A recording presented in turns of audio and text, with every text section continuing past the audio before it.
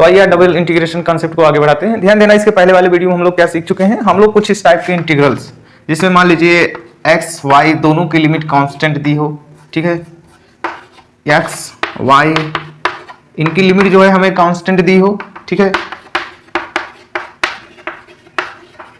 इनकी limit constant दी हो, साथ में मेंशन हो कि किसकी लिमिट है, ठीक है, या हमें लिमिट दी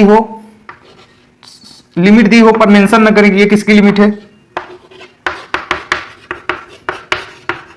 या हमें इनमें से किसी एक वेरिएबल की लिमिट क्या दे दे, कोई फंक्शन दे दे नेक्स्ट वेरिएबल का। कहने का मतलब क्या है, जैसे y का मान लीजिए फंक्शन ऑफ x दे दें, fx टू sin x, ठीक, और इसकी लिमिट कोई कांस्टेंट दे दें। तो ये तीनों फॉर्मेट ये तीनों फॉर्मेट हम लोग सीख चुके हैं कैसे इनको जो है सॉल्व करना है। आज हम लोग सीखेंगे नेक्स्ट फॉर्मेट, जो कि हमारा क्या होगा, फंक्शन दिया होगा और मतलब हमारा जो डबल इंटीग्रेशन क्वेश्चन दिया होगा उसमें लिमिट ना देकर बल्कि वो कोई एक रीजन डिफाइन कर देंगे। रीजन डिफाइन कर देंगे तो क्या होगा कि हमें लिमिट तो फाइंड करना है, क्योंकि डबल इंटीग्रेशन सॉल्व करने के लिए लिमिट मोस्ट इंपॉर्टेंट है। चलिए कोई बात नहीं, इंग्लिश होता जाता रहता है, इंग्लिश बकवास, ठीक है। तो हमें लिमिट फाइंड करना पड़ेगा। अब लिमिट फाइंड करेंगे तो उसके बाद ये सोचना पड़ेगा किसके रिस्पेक्ट में हमें पहले करना पड़ेगा, पहले x के रिस्पेक्ट में करें, पहले y के रिस्पेक्ट में करें, आखिरकार उसमें स्ट्रिप जो कट किया जाता है उसको कैसे कट करें। तो हर चीज के बारे में डिस्कस करेंगे, लेकिन यहां तक पहुंचने से पहले हमारे कुछ इंपॉर्टेंट नोट्स हैं जिनको हम लोग देख लेते हैं, आखिरकार वो क्या नोट पॉइंट है। चलिए उसको लिखते हैं। अब नेक्स्ट फॉर्मेट हम लोग सीखते हैं, उसके पहले कुछ नोट है। नोट क्या है, जिससे हमारा ये जो फंक्शन है डबल इंटीग्रल है R f of x comma y d x d y, ठीक, ये आर चाहे यहाँ आर दिया हो चाहे यहाँ लिमिट लिखा गया हो, हमसे उससे कोई प्रॉब्लम नहीं। हम बात करेंगे सिर्फ इस फंक्शन के बारे में। ये फंक्शन अगर 1 हो जाएगा तो क्या होगा, ये फंक्शन अगर कोई वैल्यू होगा, कोई फंक्शन होगा भाई, एक से ज्यादा होगा तो कुछ वैल्यू क्रिएट करेगा ना, रीजन तो प्ले नहीं करेगा, रीजन तो दिखाएगा नहीं, कुछ तो उसकी हाइट हो जाएगी। कहने क्या मतलब है, अगर ये 1 होगा तो क्या शो करेगा, और अगर 1 के अलावा कुछ भी होगा तो क्या शो करेगा, हमें ये देखना है। तो ध्यान देना, अगर ये हमारा function f of x comma y क्या हो गया, 1 के इक्वल हो गया, ठीक, तो यही डबल इंटीग्रल क्या शो करेगा, एरिया शो करेगा। क्या शो करेगा, एरिया बाउंडेड बिटवीन, ये जो रीजन दिया होगा उस रीजन के अनुसार इस एक्स वाई प्लेन में क्या रिप्रेजेंट करेगा, एरिया रिप्रेजेंट करेगा। मतलब उस समय ये क्या देगा, एरिया देगा, area in x y plane, ठीक। अब अगर यहां पर हमारा ये जो वेरिएबल है, डिफरेंशियल वेरिएबल है, ये अगर मान लीजिए dz dx हो गया तो zx प्लेन में देगा। कहने क्या मतलब है अभी बताते हैं, तो आपको समझ में आ गया ना। और अगर ये हमारा f of x comma y, ठीक, कोई कांस्टेंट फंक्शन ही रहा, यूनिट एक को छोड़ के या कुछ भी रहा, ठीक है, कहने ये नहीं है, उस समय ये हमारा रिप्रेजेंट करेगा क्या, बाइलम। तो कहने का मतलब क्या है, अगर ये function f of x y 1 हुआ तो एरिया देगा इन एक्स वाई प्लेन में। अगर 1 के अलावा कुछ भी हो रहा है, फंक्शन वगैरह जो भी हो रहा है, तो उसके बीच में जो बाइलम बाइंड होगा, फर्स्ट वीडियो में आपको बताया है, तो मतलब वो बाइलम देगा, ठीक है। तो ये हमारा एप्लीकेशन था, f of x comma y d x d y, sorry खराब कर दी, यहाँ पर देखना आपको, इसको हम थोड़ा सा रफ करते हैं। 1 d x d y or 1 d z d x, ठीक, और ये मॉड बन जा रहा है R1, आप ये समझ लीजिए dy dz, ठीक। आप बताइए ये कहां का एरिया देगा, कहां आप देगा, ये जो रीजन है ना, ये रीजन है कहां, इस एक्स वाई प्लेन में, तो ये किसका एरिया देगा, एरिया ऑफ R, इस R का इन एक्स वाई प्लेन, ठीक। वैसे ये dz dx है, मतलब zx प्लेन में आप रीजन कट किए हैं, अगर zx प्लेन में रीजन कट किए हैं तो एरिया कहां देगा, उसी zx प्लेन में देगा। तो ये क्या हो गया, area of R in zx plane, ठीक वैसे ही यहां पर देखिए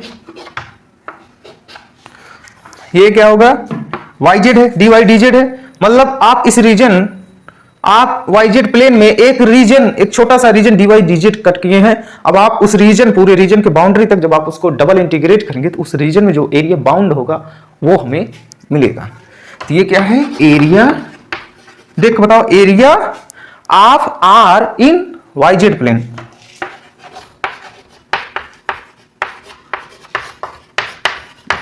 ठीक, और कोई प्लेन आप बनाए तो वहां देगा, आप और कोई प्लेन बनाए और कोई यहां पर ये चेंज करेंगे तो आगे बढ़ते रहना, ऐसी जरूरी नहीं। ठीक है, तो आइए, ये हमारा था कि मतलब डबल इंटीग्रेशन में अगर हमारा फंक्शन यूनिट हो जाता है, मतलब 1 हो जाता है, तो उस समय वो जिस रीजन के एलॉन्ग हम इंटीग्रेशन कर रहे होते हैं, मतलब लिमिट हमारी जो भी है वो जिस रीजन को बना रही होगी, नहीं बना रही होगी, रीजन जो दिया होगा वो जो भी रीजन होगा उसका जो है ये एरिया पर रिप्रेजेंट करता है, मतलब उस रीजन का ये एरिया की वैल्यू बताता है। अगर एरिया, ये रीजन हमारा एक्स वाई प्लेन में है तो आर का एरिया एक्स वाई प्लेन में रिप्रेजेंट करेगा, जेड एक्स में है तो जेड एक्स प्लेन में, वाई जेड में है तो वाई जेड में। ठीक दोस्तों, एक चीज की बात करने जा रहे हैं, मतलब एक कॉन्सेप्ट की जो कि बहुत ज्यादा इंपॉर्टेंट है। ठीक है, आप उसे ध्यान से सुनना और समझना, कहना क्या चाहते हैं। सपोज करिए हमारे पास डबल इंटीग्रेशन दिया गया है, ठीक, और उसमें हमें जो लिमिट दी गई है वो कोई कांस्टेंट वैल्यू है, लेकिन हमें ये पता है, ध्यान देना क्या बोल रहा हूं, हमें ये पता है कि ये वाली लिमिट किसकी है और ये वाली लिमिट किसकी है। अगर इस तरीके से दिया हो तो आपको करना क्या है, कुछ इंपॉर्टेंट पॉइंट है जिनको हम डिस्कस करना चाहते हैं। ठीक, x की लिमिट a से b, y की लिमिट c से d दी हो, और ध्यान देना, और हमारा function f of x comma y, ठीक है, dx dy, ये ध्यान देना क्या कह रहे हैं, आप ध्यान से सुनना, ध्यान से सुनना।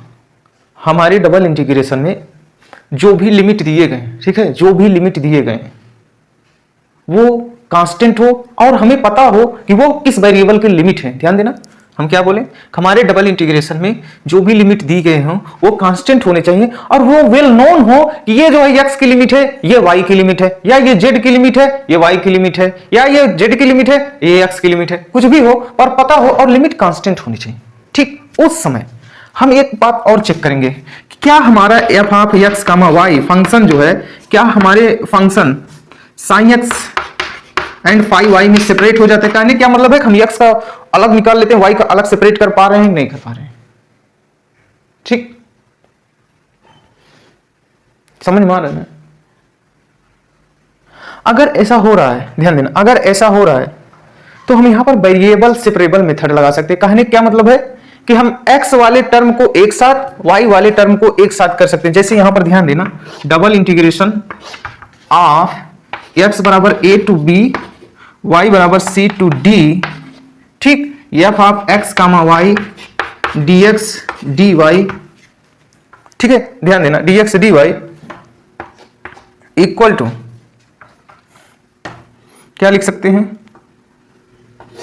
y वाले को हम एक साथ कर देते हैं,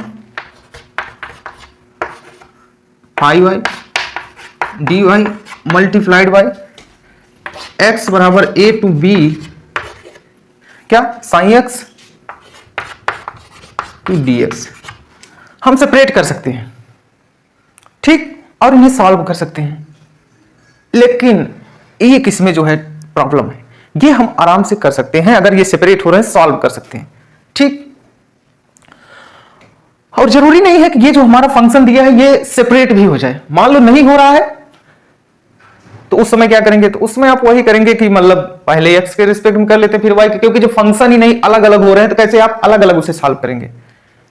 समझ में आ रहा है कि नहीं, तो ध्यान देना, तो उस समय अगर ये सेपरेट हो रहा है तो आप इस तरीके से इसको सॉल्व कर सकते हैं। ठीक, हाँ, ध्यान देने वाली बात क्या है, आप जो है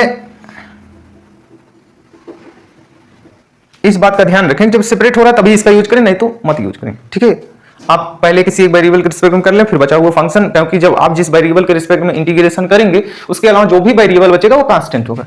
ठीक है, तो आइए एक और इसमें बारीकी की बात करते हैं जो कि बहुत ज्यादा इंपॉर्टेंट है, ध्यान देना, वो है क्या,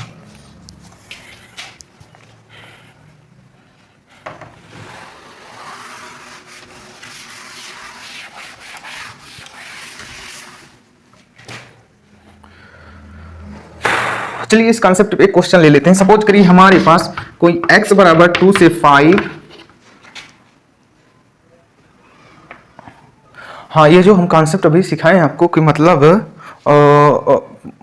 लिमिट जो हमें कांस्टेंट देना चाहिए, ये बात सही है, इसको आप लोग ध्यान में रखना ना, लिमिट दोनों कांस्टेंट होने चाहिए और पता भी होना चाहिए कि भाई ये किसकी लिमिट है, तभी तो आप सेपरेट कर पाओगे। अगर ऐसा नहीं हो रहा है तो आप नहीं कर सकते हैं, तब आपको बेसिक मेथड से जाना पड़ेगा। अगर मान लीजिए किसी एक लिमिट वेरिएबल हो गया, पहले वेरिएबल वाले को सॉल्व करेंगे, फिर कांस्टेंट वाले, क्योंकि भैया हमको बाइलूम चाहिए, एक फिक्स क्वांटिटी चाहिए हमको, वेरिएबल बाइलूम वाला फंक्शन नहीं चाहिए, ये कुछ नहीं है, इधर ध्यान देना।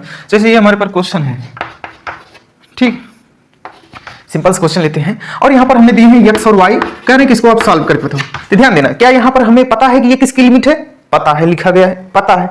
और साथ ही साथ देख रहे हैं जो हमारा फंक्शन f ऑफ xy है, that is x into y, आप इसको सेपरेट कर पा रहे हैं नहीं? x वाला अलग ले रहे हैं, ये y वाला अलग ले रहे हैं। हमने सिंपल क्वेश्चन उठाया, आप कॉन्सेप्ट समझ लीजिए। बड़े बड़े क्वेश्चन सॉल्व करना है ना, एक कमेंट सेक्शन में लिखना, हम मदद करेंगे। हमारे डिफर चैनल से फेसबुक पे जाकर पेस्ट कर देना, वहां सॉल्व करेंगे, कोशिश करेंगे यार, कोशिश किया जा सकता है। ध्यान देना, आप इसको जो है सेपरेट कर सकते हैं। क्या कर सकते हैं? y इक्वल टू 3 to 4, यहां पर y डाल लीजिए dy मल्टीप्लाइड बाई x की लिमिट क्या है? x equal to 2 to 5 dx। आप चाहें तो इसको बेसिक मेथड से जाकर वैल्यू निकाल लें, एक बार ऐसे निकाल लें, वेरीफाई कर सकते हैं। अब यहां पर क्या हो जाएगा? y स्क्वायर बाई 2 आ जाएगा। यहां पर आप वैल्यू डालना y स्क्वायर बाई 2 की वैल्यू 3 से 4 मल्टीप्लाई करना है, किसके साथ? इसके साथ। x स्क्वायर बाई 2 की लिमिट 2 से 5, आप इनको सॉल्व कर लेना। यहां पर हो जाएगा 16 माइनस 9, कितना होगा यार? यहां पर हो गया 16 और इसको डाले 9, 16 7 आ गया ना, यहां पर आ गया 7 बाई 2 और यहां पर आ गया 25 में से 4 जाएगा, तो 25 में से 4 जाएगा 21 बाई 2, 7 बाई 2 21 बाई 2, कितना हो गया? 714 बटे ये भी कितना था? 21 बाई 2 मतलब 4, यही है 147 बटे 4 हमारा क्या आ गया? आंसर आ गया। यूनिट क्यूब लिख लेना, क्यों? क्योंकि ये वॉल्यूम रिप्रेजेंट करेगा, हमारा फंक्शन यूनिटी नहीं है। तो ये कॉन्सेप्ट था।